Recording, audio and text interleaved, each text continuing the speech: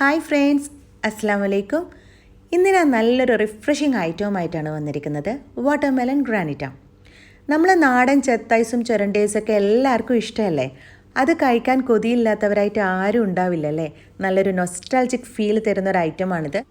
ഇനി നമുക്കിത് വീട്ടിൽ തന്നെ എളുപ്പത്തിൽ തയ്യാറാക്കാം. അതും ആർട്ടിഫിഷ്യൽ കളേഴ്സും ഫ്ലേവേഴ്സും ഒന്നും ചേർക്കാതെ നല്ല ഫ്രഷ് ഫ്രൂട്ട് വെച്ചിട്ട്. അപ്പം നമുക്കിതിൻ്റെ പ്രിപ്പറേഷൻസിലേക്ക് കടക്കാം അല്ലേ?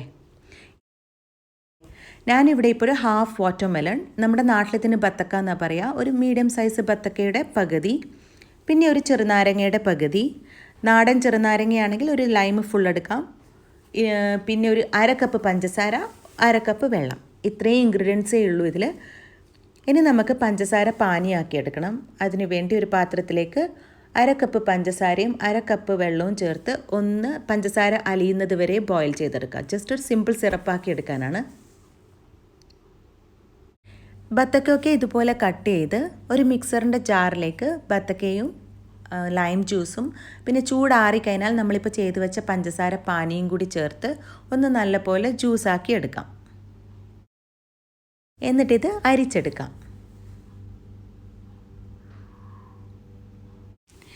ഈ ഒരു സ്റ്റേജിൽ നിങ്ങളൊന്ന് മധുരം നോക്കുക. എനിക്ക് നല്ല മധുരമുള്ള ബത്തക്കയാണ് കിട്ടിയത്.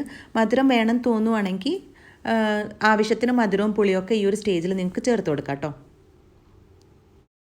ഇനി ഇതുപോലത്തെ ഒരു ട്രേയിലേക്ക് നമുക്ക് ജ്യൂസ് മാറ്റി മിനിമം ഒരു 8 മണിക്കൂറെങ്കിലും ഫ്രീസറിൽ വെച്ചിട്ട് ഐസാക്കി എടുക്കണം. ഇനിയാണ് ഈ ഫ്രീസറിൽ വെച്ച് കഴിഞ്ഞതിന് ശേഷമാണ് ഇതിൻ്റെ പ്രൊസീജിയർ കിടക്കുന്നത്. നമുക്കിത് ഫ്രീസറിലേക്ക് വെക്കാം.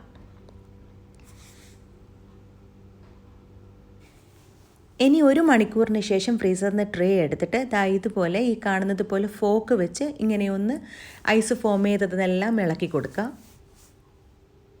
എന്നിട്ട് വീണ്ടും ഫ്രീസറിലേക്ക് വെക്കാം.